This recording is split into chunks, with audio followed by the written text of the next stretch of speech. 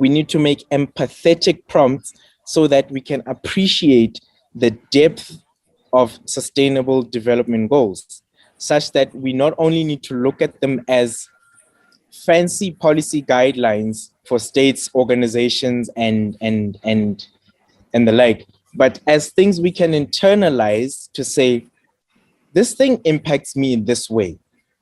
And if I'm in this position to make this kind of change, can I not influence a certain white paper that has been passed in the state, in government, to change and amend it like this, propose it to Congress, and then make sure that it can, prompt a different way of operating in the space that we normally do day to day. One of the things we can also look toward is how some Scandinavian countries look at education, for example. I think in one Scandinavian country of note, general education and training becomes sophisticated up to grade 7 in our equivalent. And after that, education becomes something of, here's a problem, here are people living in this environment, this part of the world, and these are the challenges they face. Come up with a solution, and this is your 4 or 5 year plan. When you finish high school, you'll get a diploma saying that you are able to solve these problems, you are this kind of problem solver, etc. There are games, for instance, the same people in Massachusetts, I'm interacting with them currently to get schools involved in the, it's a form of gaming challenge that allows learners to be part of solution changes, sort of like Model United Nations, which I did when I was in school debating. But this time you have like a map that you lay out on the floor, and then you place yourself or your team on a part of the region that you're representing. And you're saying, oh, I'm in the Middle East. We're faced with this kind of water challenge, this kind of political challenge, this kind of economic challenge, this kind of social challenge.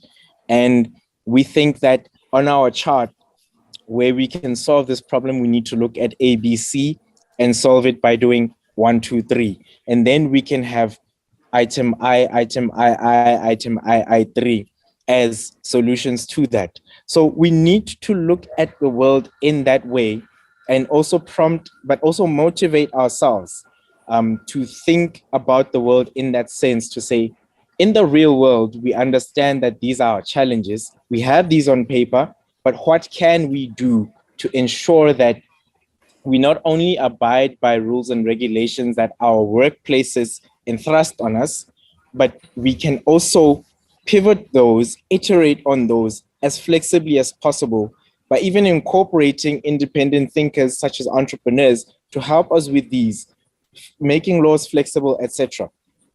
I think that when we have high-level decision makers being invested in the technical aspects of problem solving, we would likely see the kind of change we wish to see in the world, but there needs to be a personal investment in that. Hence, I keep touching on professional and personal development of individuals, because once that manifests or takes form, we're able to then internalize things such as sustainable development goals, such as human-centered design, and we can use those to solve the problems that we see in the world, so that we can perhaps leave a better platform for future generations.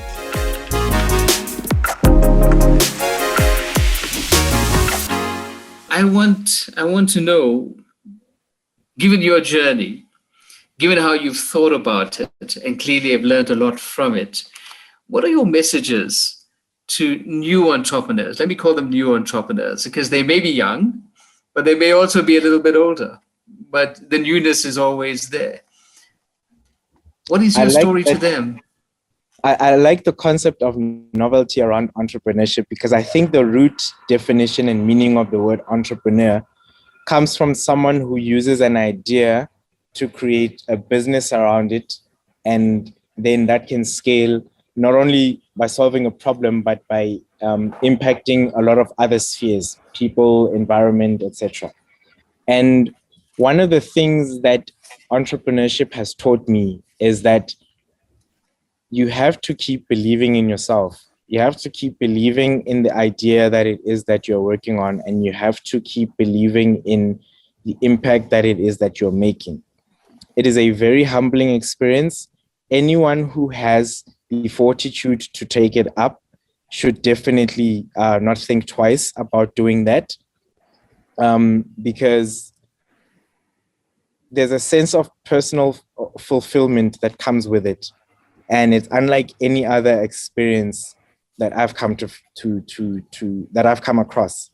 So I would advise anyone wishing to become an entrepreneur or learn entrepreneurship to become an intrapreneur to believe in themselves and to believe in what it is that they think is their cause. Because I think that our causes come to us, we don't go to them. Excellent. I like that very much. And as we are approaching Mandela Month, let us also try to surprise those who tell us it can't be done by actually doing it. I think this is an excellent way to go. Any final words from you, Pontsho?